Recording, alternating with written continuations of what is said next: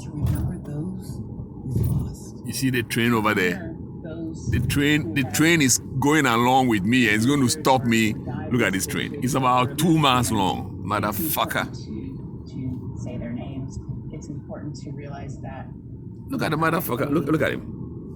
Public health epidemic Look at this. here in terms of gun violence, but if we just talk about numbers and stats, it kind of Look at the train. shows the humanity of You know, look at it.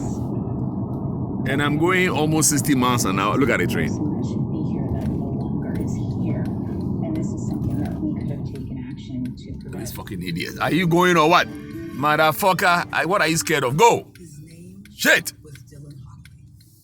Come on, go. The light will be great. Man, hey. Thanks to Nicole Hockley, CEO and Fuck. founder of San What is he afraid of? Shit. Dylan. You see the fucking train is still going. I told you, look at this train. Then this kind of Look at loss, this. and we're grateful that Nicole Look. gave us the time and continues. I mean, how long is this motherfucker? Every time I come, this, man, shit. Here we go again. Look at this.